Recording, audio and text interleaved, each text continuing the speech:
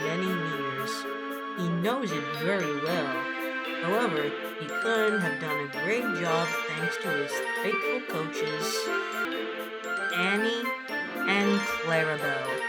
The two coaches get along very nicely and are two inseparable twins. However, they do sometimes fight, like all siblings do. One day, Thomas the Tank Engine left Annie and Clarabel in the carriage siding as he waited to take for his next train. Clarabel was being Clarabel was being very rude in the shed. I can carry both passengers, the guard, and luggage. You, my dear Annie, can only carry passengers. That's nice, my dear. That's nice. Excuse me, but is there something wrong, my dear? Why, yes, there is something wrong. I don't like it how you always make fun of me for only being able to haul passengers. Well, it is true, my dear. Ugh, how rude. Well, it is the truth, my dear. What do you want? To find a new coach to hang out with? You know what? Perhaps I shall do that. Yeah, you go ahead and do that. Alright then, I will. And the coaches didn't speak to each other all day.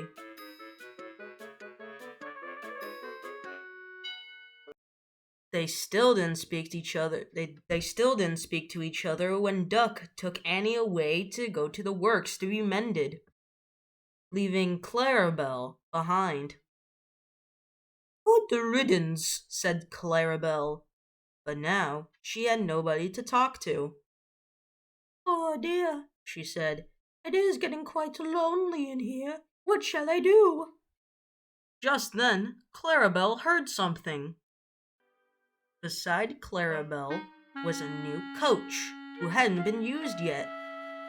Excuse me, my dear, asked Clarabel nicely. Would you be kind as to be a part of my train? Ah, bugger off, yelled the coach. I have no time for coaches like you. Clarabel was offended, but still tried to make the relationship work. It was pretty easy convincing Thomas to put the coach on the train, since all the other coaches in the yards were due to be a part of other trains, and that coach hadn't been scheduled for another train. All right, said Thomas, let's go. And the three puffed away. However, Clarabel was starting to doubt if this coach was fit to be a part of the train. The three were puffing along the branch line happily. However, it was just then when the coach began to grumble.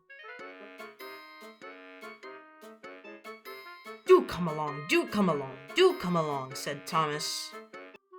This is just dreadful, yelled the coach. This is a branch line. I'm fit for the main line, not a pathetic little branch line. Well, I'm afraid, my dear coach, you are just going to have to deal with it.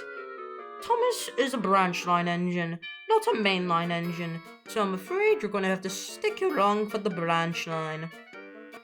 Ugh, said the coach, just pathetic.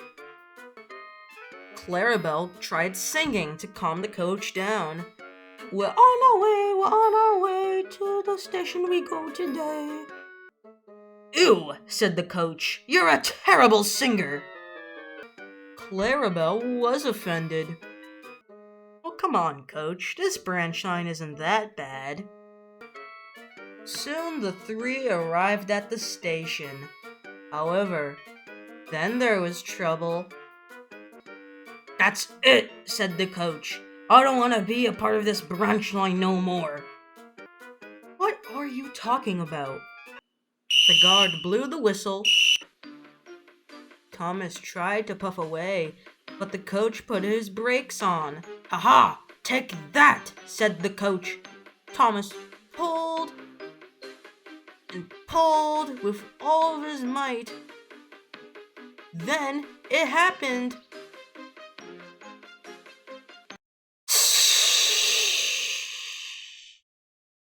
everyone was surprised.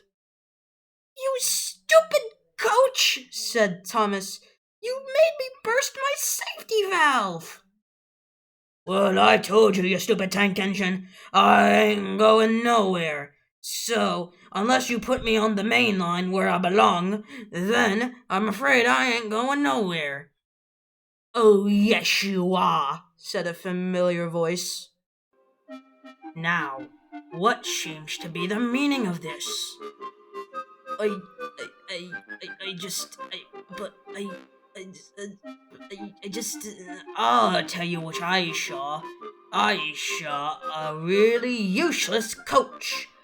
How could you act like that? I do not accept disrespect on my railway. So, until you learn to clean up your act, I'm afraid your days on this railway are over. But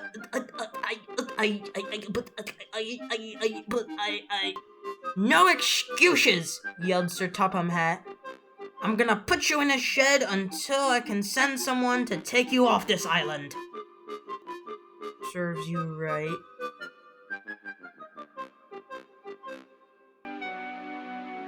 The coach was sad. He was now in disgrace. Oh man.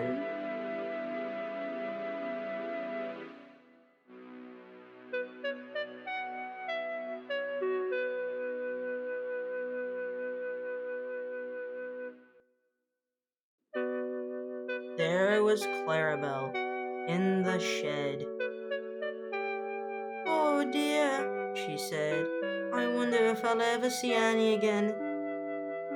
Oh, what all the things I'd do for her if she'd ever come back. I truly miss her." "Well, in that case, guess who's back?" "Oh, Annie, I'm so glad to see you. Where did you come from?" "The workman finished her job early. Now she can come back to the branch line with us." Clarabel was happy. And so the three happily puffed along as they vowed never to bully each other again.